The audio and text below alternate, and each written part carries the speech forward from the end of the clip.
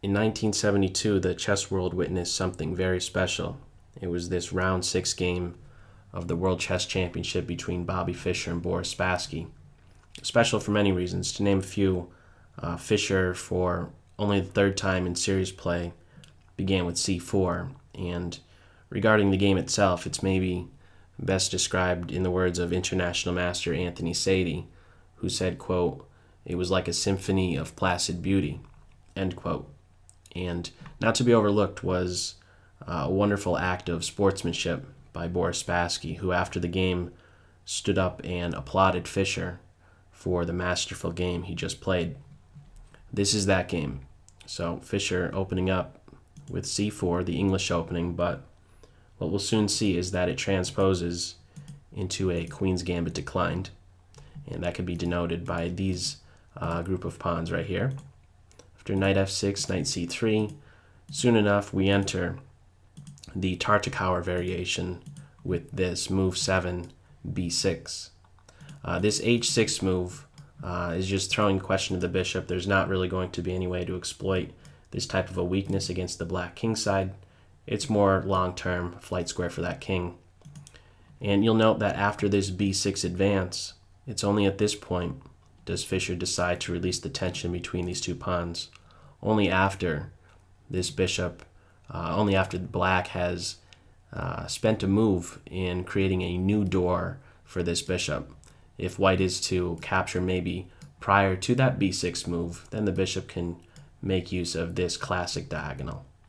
But again, only after that b6 advance does white now clarify the structure in the center, capturing on d5.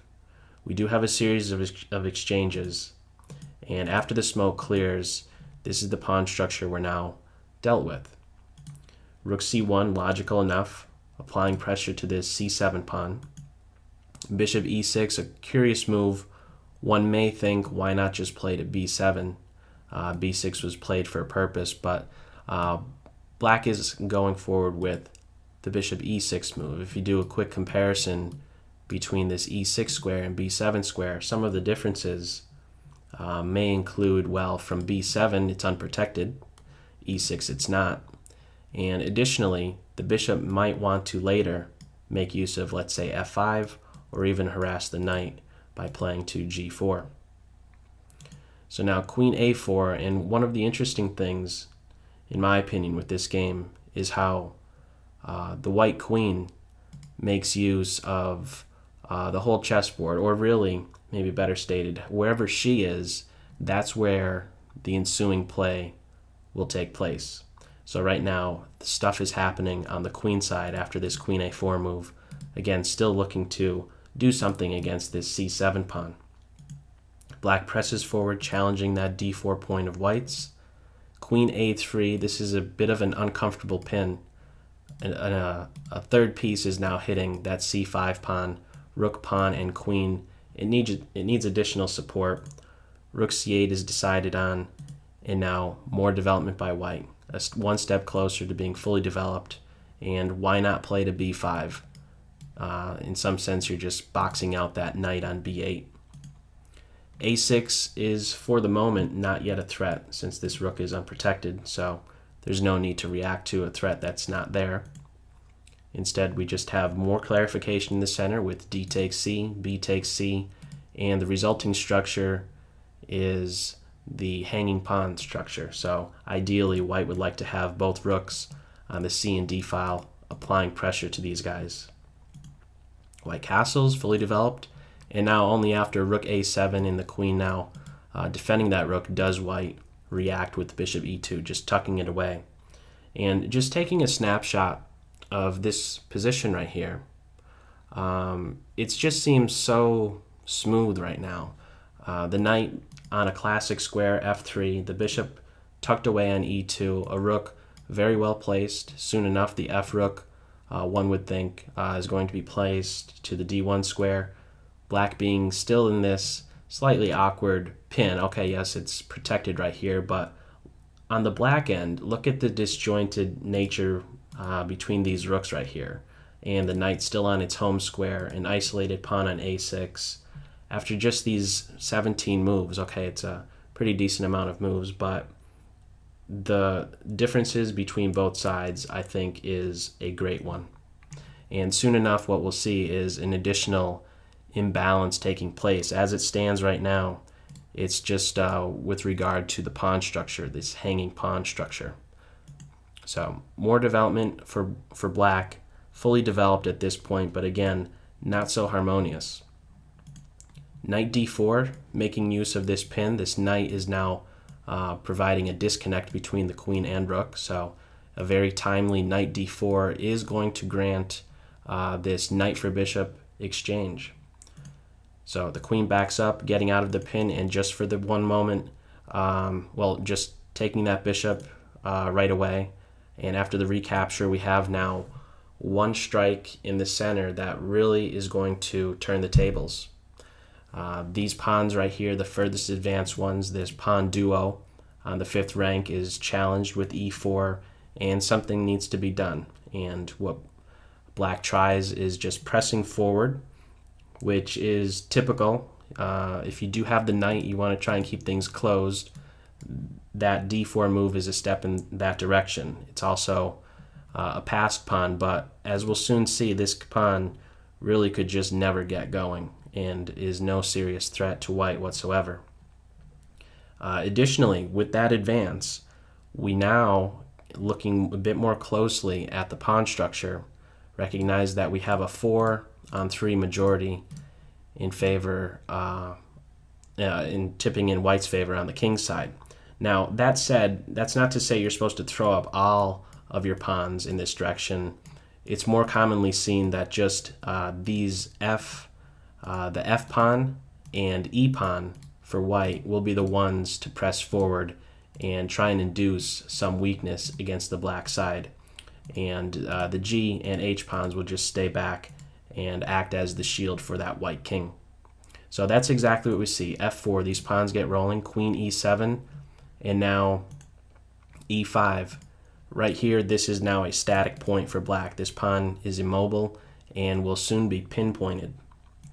So rook to b8, it wasn't really needed anymore to watch over that c5 square. So now coming back to this b file to exert pressure on b2. Bishop c4, get repositioning time at this point, placing this pawn in a pin and looking forward to an f5 advance where this pawn is just going to strike at e6. Black gets out of that, and now the queen swinging over again, really dictating where the play will take place in the game. So making use of this whole 3rd rank right here, sweeping from a3 to h3, and now pinpointing that e6 pawn for a 2nd time.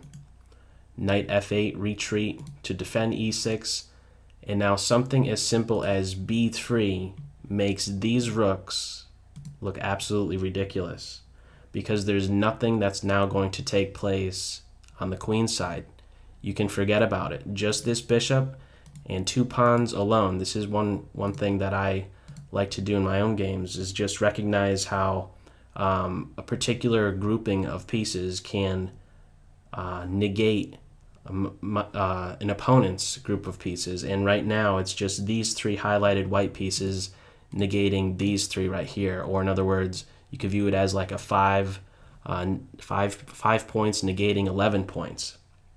And there's on the flip side of things, there's going to now be a group of, let's say, these 2 rooks and queen, and even the bishop that are influencing the king side. This bishop right here really being a multi-purpose piece in some sense, locking down on the queen side and still exerting pressure on that king side. So a5, looking to get in this advance right here, looking to maybe peel open that a file, but things happen too quickly on the king side. f5, something needing to be done about maybe capturing on e6 or even pressing forward one more step to f6, and that king will be in some serious hot water if that's allowed. So the pawn is captured, and it's the rook on f that recaptures so that this rook can soon contribute, doubling on the f file. Knight h6 or h7, looking to reposition to that g5 square. White doubles, the queen backs up to d8. Queen g3 allows this pawn to press forward to h4, and what we basically see now is that move played, and look at this sad knight right here. It's just completely restricted, and this bishop is incredibly dominant. The differences between this bishop and knight are just enormous. This bishop is just way too powerful, as we will soon see in the resulting final position. So there's not really a whole lot, unfortunately, for black to be done right here. These rooks are just helpless to really doing anything. This is the only completely open file, and white controls it. It really cannot be contested whatsoever. So pressing forward with e6, rook c7, defending this c5 pawn, queen e7, repositioning for white, and unfortunately for black, for pretty much the duration of the game, just can do nothing more than just shuffle the queen on these d8 and e8 squares. So basically emphasizing at this point is white, you know what, black has nothing to do. Just a4 doesn't even allow the possibility for black to play a4 and create some opening on the queen side. So queen d8, rook f2, a slightly, I guess, curious move. Maybe in some sense it's saying, you know what, there's nothing that you could even do. Maybe just emphasizing the fact that black has, again, nothing. Or maybe also another way to view it is it's wanting to play to f3 so that after this queen d8 move, white has bishop d3 and this pawn can now not be taken. White may be wanting this particular sequence to come about so that bishop d3 could be played, and there's not going to now be rook takes pawn. If the queen was still on e8, this would now be available after the bishop d3 move. But as it stands, after queen d8, white now focuses the attention on this diagonal right here, and soon enough we have a tactical shot coming into play here. A nice battery, the threat now being rook to f8, which is going to be deadly. For example, if rook takes e6, we would just have rook check, knight takes rook, rook takes knight, removing the defender of h7, queen takes rook, queen h7, and that's game over. So rook takes pawn is not played. Instead, what is tried is just a knight move to f6, but Fischer just rips the position right open, grabbing that knight, recapture a couple times on f6, and king to g8. This is a hopeless position for white. What is tried is just king g8, but after bishop c4, the king is just having to get off of this diagonal so that this rook maybe has the possibility to move. Moving it now is going to allow the pawn to just press forward one step closer to queening, as well as having a discovered check against the king. So the king goes back to the corner, but after queen to f4, black can do nothing more than resign right here. The threats are just way too much. We have the possibilities for rook to f8, winning the queen, rook takes h6, check, queen takes h6, check. There's not really a whole lot black can do. Just to show one variation, if the king is to, let's say, come back over to g8, we could have queen takes h6, and with now the threat of rook g6 check and pawn push, there's really not really a whole lot black can do, just kind of making a passing move. If rook b7, we could have this check, rook block, pawn push, discovered check, and what to do. The queen has to block. You could pick your favorite way to mate at this point, promotion or just capturing right here. However you slice it, black is beat from this position after Fischer's 41st move, queen to f4. In this video, it's really my hope that it acts as a great example of how the whole chessboard can be made use of, and how seemingly simple moves can translate into a significant advantage, and of how competitors of this great game can, or really should, carry themselves in a similar way as Boris Spassky did in defeat.